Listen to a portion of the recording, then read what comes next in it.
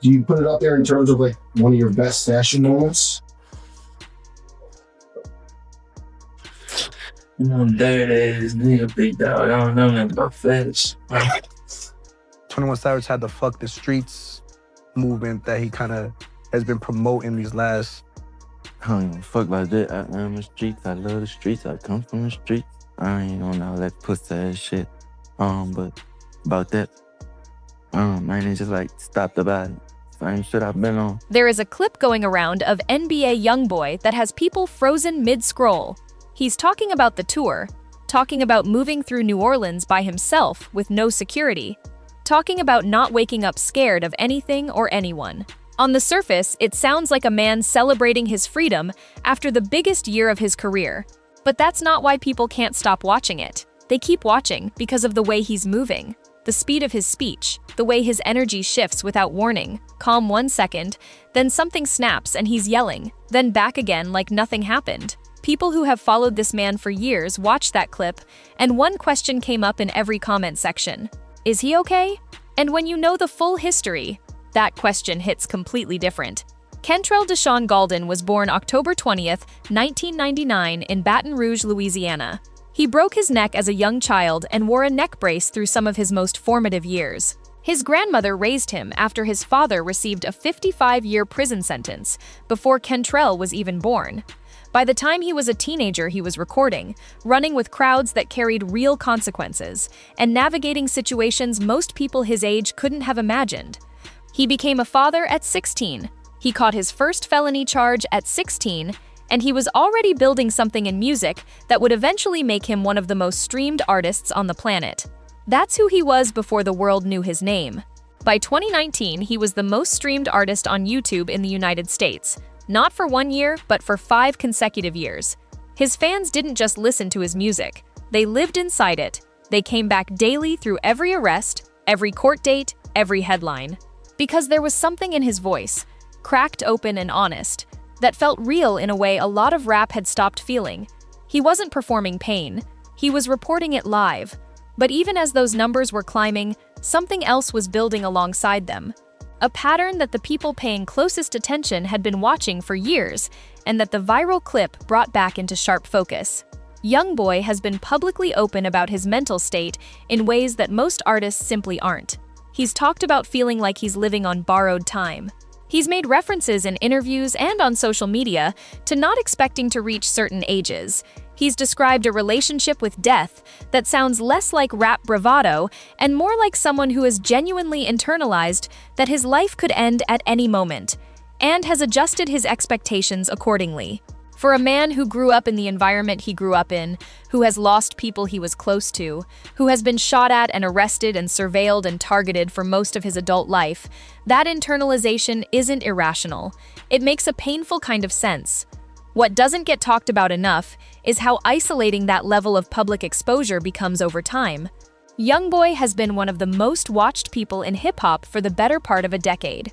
Every relationship, every legal situation, every Instagram post, every slip in behavior, all of it documented and analyzed in real time by an audience of millions. That kind of visibility doesn't just come with fans. It comes with an entire ecosystem of people whose job it is to react to your worst moments. He's been arrested multiple times across multiple states, charges ranging from assault to weapons offenses. He spent time under house arrest in Utah after a 2021 federal weapons case, isolated from Baton Rouge, from his circle, from the environment he'd always operated in. He described that period in interviews as one of the strangest and most disorienting stretches of his life. A man built on the energy of the streets, confined to a house in a state that couldn't be more different from where he came from. He came home from that situation, and his career didn't skip a beat. The streaming numbers held. The fan loyalty held, but the behavioral patterns that people close to him had always observed, the volatility, the unpredictability, the way his energy could shift in an instant, those didn't change either. That's what people are seeing in the clip. This isn't a stranger going viral for strange behavior. This is someone who his own fan base has watched for years saying, out loud, in the comments, in the replies, something feels off. Not because they want to tear him down, because they know the difference between how he moves when he's okay and how he moves when he isn't. And what they're seeing in that clip doesn't look like okay. There's a specific challenge that comes with being an artist at YoungBoy's level of success while also carrying the weight he's carrying. The people around you have financial incentives to keep the machine running. The fans want content, want presence, want the energy that made them love you in the first place. The industry wants output. Nobody in that ecosystem is structurally incentivized to say, maybe we slow down, maybe we check in, maybe the tour can wait. And YoungBoy himself has never been someone who responds well to being told to slow down. He's built his entire identity around relentlessness. More music, more movement, more output. The pace at which he has released music is genuinely remarkable. Hundreds of songs, multiple projects per year, consistent presence across every platform. That same relentlessness that makes him one of the most prolific artists of his generation is also the thing that makes it hard to tell from the outside when the speed of it all is becoming something more concerning. His fans have been some of the most loyal in hip-hop, and they've also been some of the most protective. For years, the criticism has been that people who raise concerns about his well-being are clout-chasing, looking for engagement off his name.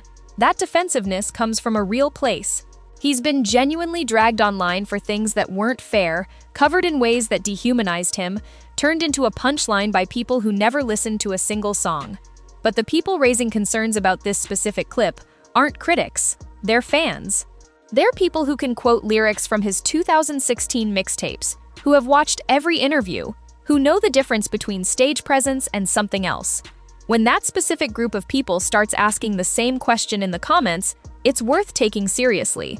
The question of whether he's okay doesn't have a clean answer. He's not someone who opens up in conventional ways. He communicates through music and through sporadic online moments that give glimpses but not full pictures. The clip that's circulating is one of those glimpses, and what it's showing is making people who love his music genuinely uneasy. What would actually help him is something that nobody on the outside can provide.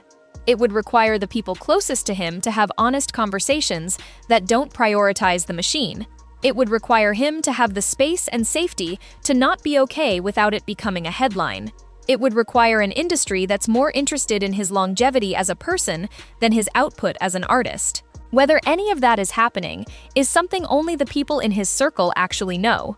What we can see from the outside is this: a man who grew up in extraordinary difficulty, who built extraordinary success out of extraordinary pain, who has been moving at a pace that doesn't leave room for much stillness, who is now in a clip that millions of people have watched and rewatched, not because of what he said, but because of how he looked saying it. His fans aren't asking if he's weak. They're not asking if he's losing it. They're asking the question that you ask about someone you actually care about. Is he okay? And they deserve a real answer. Not a press release, not a new project announcement, a real one. Drop your thoughts in the comments. What did you see when you watched that clip? And subscribe for more breakdowns on the stories behind the artists, not just the music.